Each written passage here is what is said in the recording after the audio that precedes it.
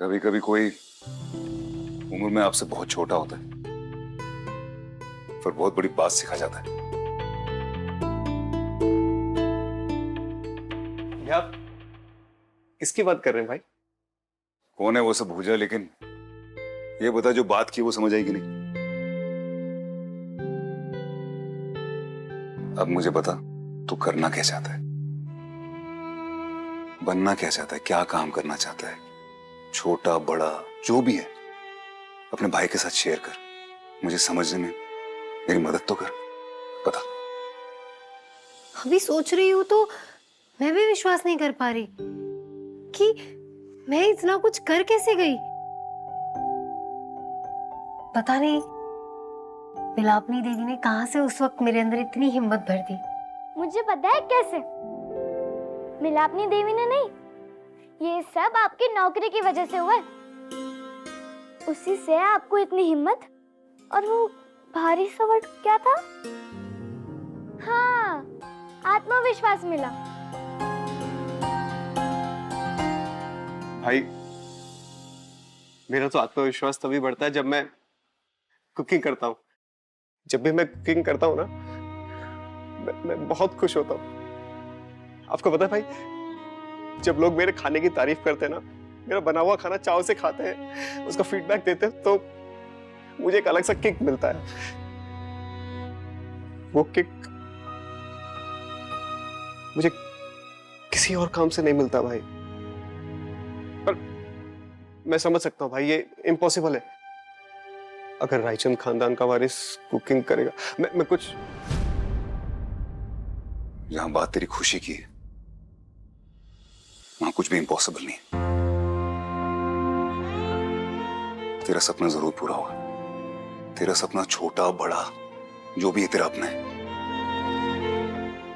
तू शेफ बनना चाहता ना, वही होगा। लेकिन माँ। उस सब की चिंता तू मत कर, वो सब मैं देख लूंगा। थैंक यू सो मच भाई। Thank you so much. Thank you.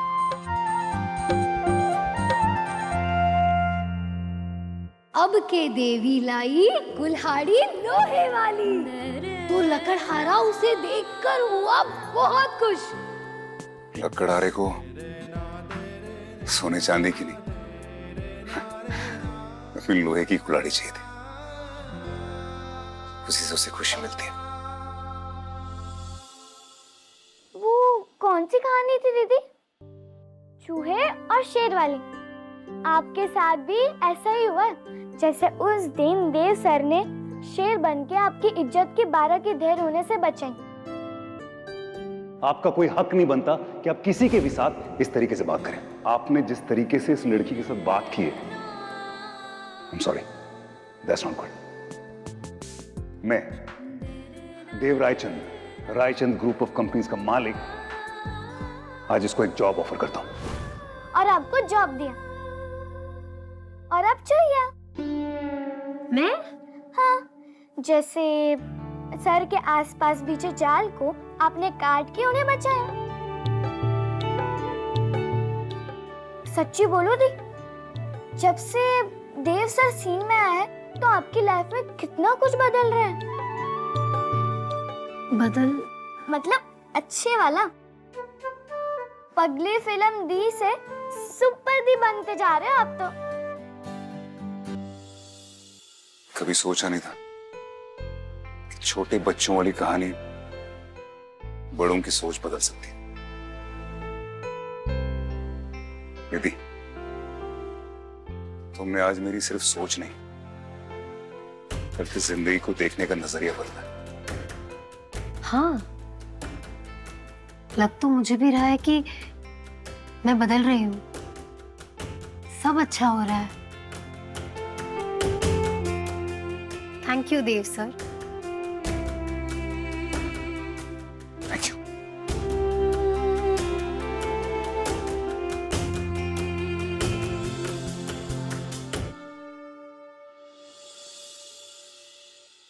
कल रात को देर से आया था, मेरे सोने के बाद आया शायद। तो मुझे तुझसे बात करनी थी देव। वो कल मैंने देखा तेरी गाड़ी बालघर के बाहर थी, तो वहां था क्या?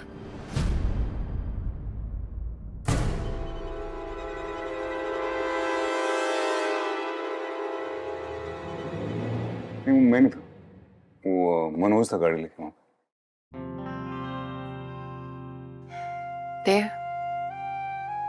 सच कह रहा है ना तू? कुछ छुपा तो नहीं रहा है ना? ये सब छोड़िए, आप मुझे आपसे अभिमन्यु के बारे में बात करनी। बस मिलापनी देवी ही कोई कृपा करे, वरना इस महीने तो बहुत ही तंगी है। जैसे तैसे दाल रोटी हो पा रही है। ऊपर से मेरी गोल्डन अपनी मौसी के यहाँ चली गई ब्यूटी पार्लर और मेकअप का कोर्स करने के लिए। मन तो नहीं था उसका, लेकिन फिर मैंने ही समझाया, अब घर का बिजनेस है तो आगे तो बढ़ाना है ना। अब मेरे जाने के बाद वहां कुल्फियां थोड़ी बेचेगी। बहुत ही ज्यादा तंगी है। इस महीने तो मुंह में रोटी जाए तो जाए, वरना सिर्फ हवा ही जाएगी। अच्छे से जानता हूँ इसे, बढ़िया मौसम बना रही है ताकि जगराते पे खर्चा ना करना पड़े। मैं चाय बनाकर लाती हूँ, आप लोग अंदर बैठिए। चल विधि।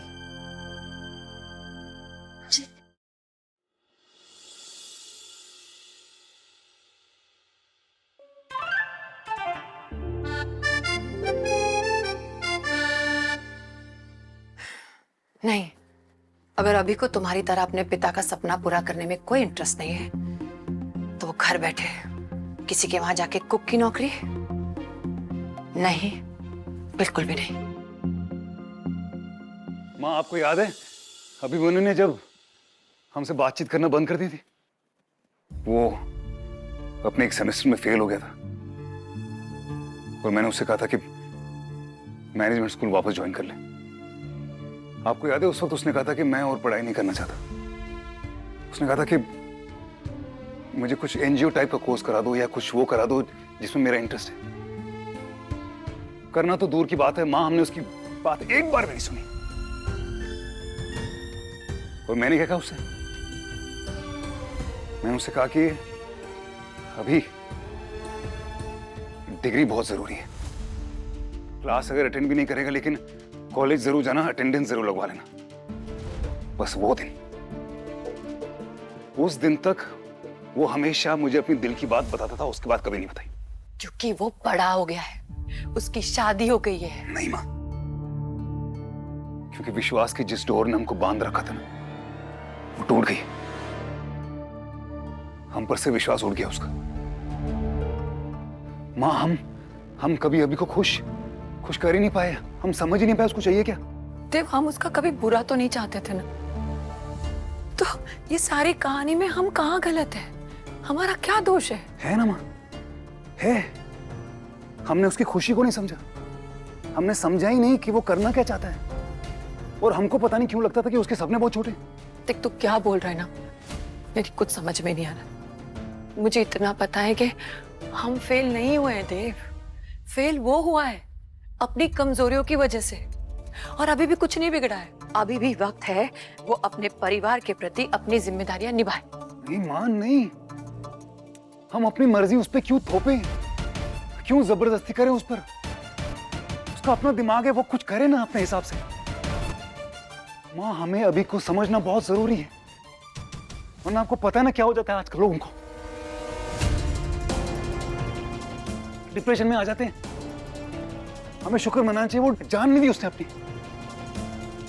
और प्रिया के साथ उसके कैसा रिश्ता है आप जानते हैं। उसकी शादी ऑलमोस्ट टूटने की कगार पे आ चुकी है, और ऐसे ही रहा तो टूट भी जाएगी।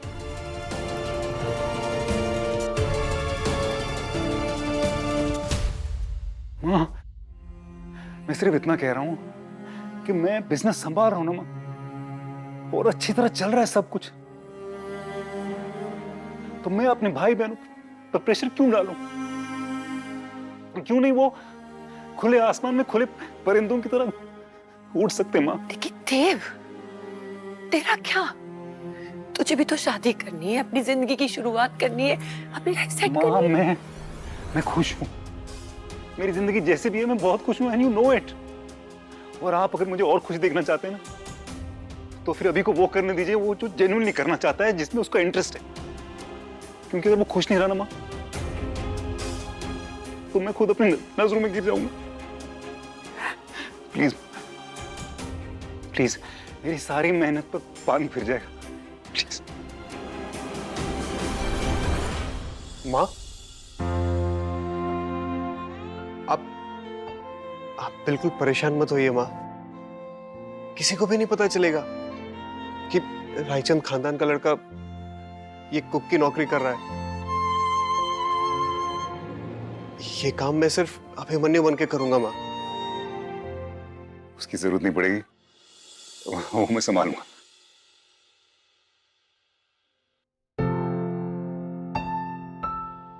ठीक है, जब दोनों भाइयों ने ये फैसला कर ही लिया है तो मुझे मंजूर है, लेकिन एक शर्त पर। रायचंद खानदान का नाम मजाक नहीं बनना चाहिए। और देव, तू अच्छी तरह जानता है कि मैं इसके लिए राजी हुई सिर्फ तेरी वजह से, और तू भी ये बात जान ले अभी।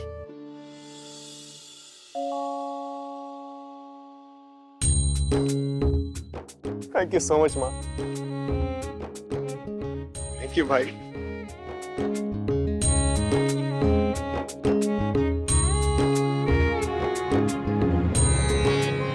वैसे एक और गुड न्यूज़ है। वो जो कंट्रोवर्सी हुई थी ना, वो भी संभाल ली गई। मैसेज आ गया मुझे। भोलेनाथ की कृपा है। सबके सपने कीमती हैं सिवाय मेरे। किसी और को परवाह नहीं, पर मुझे अपने सपनों की परवाह है। इन्हें तोड़ने की कीमत आप लोग दे ना सके ना, तो भी मैं वसूल लूंगी।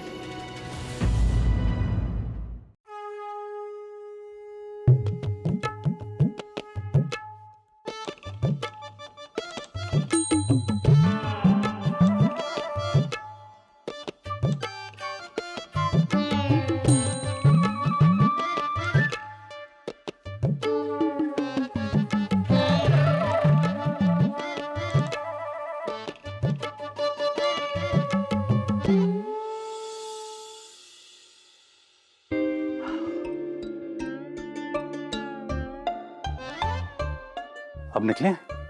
वो तुम्हें नया पर्स भी लेना है ना? चलो भाई, चला जाए। अरे क्या हो गया? हो गया? आराम से। इधर आ, इधर आ। ठीक है तू? हाँ? पानी पिएगा बेटा?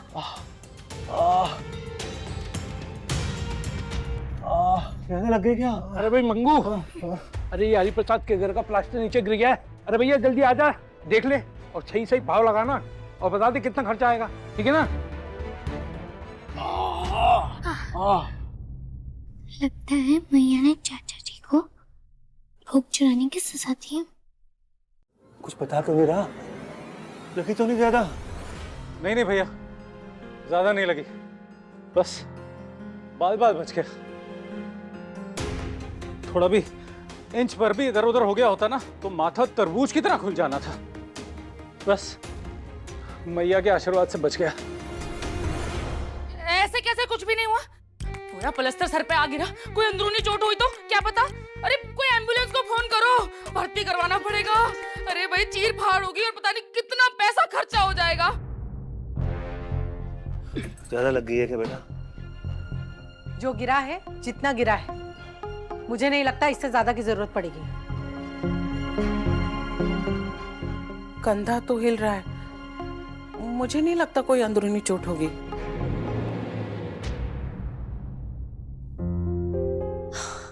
पापा, मुझे ऑफिस के लिए देरी हो रही है, मैं चलती हूँ।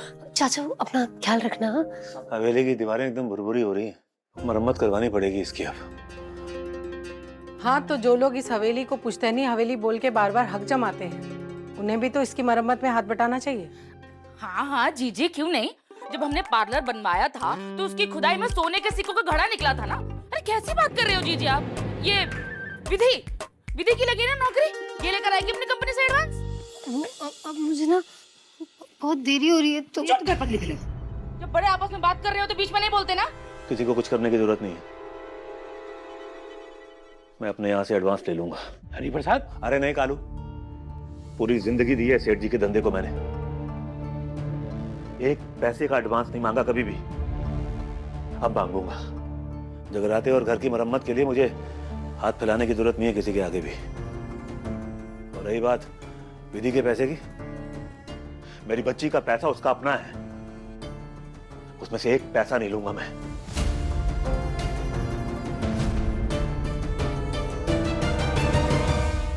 समझ आ गई तुम्हें बात? चलो आराम से, संभल के। ध्यान रखना अपना।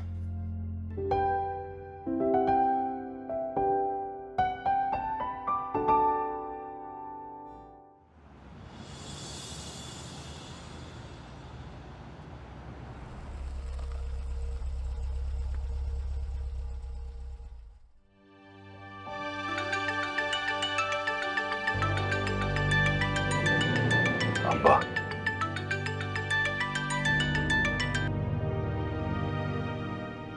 हेलो।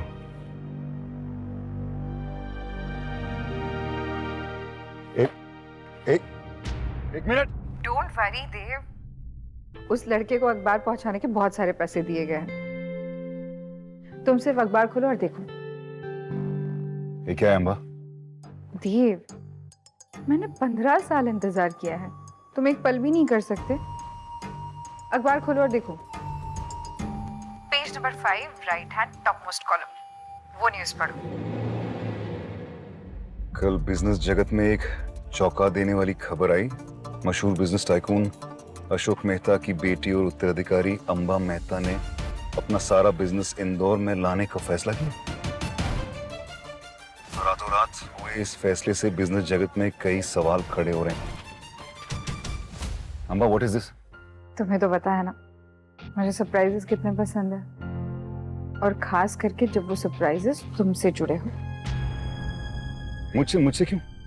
अरे शहर तुम्हारा, दिल तुम्हारा, मुझे बस थोड़ी सी जगह चाहिए। अंबा, बिजनेस का बेस दूसरे शहर में शिफ्ट करना मेरे ख्याल से एक बहुत बड़ा रिस्क है।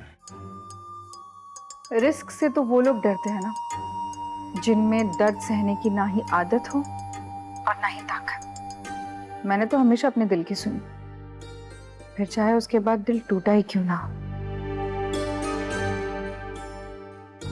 इस बार भी वही करने वाली हूँ, लेकिन इस बार दिल टूटेगा नहीं, खुशियां मनाएगा, क्योंकि इस बार ना ही मैं रुकने वाली हूँ और ना ही हारने वाली हूँ।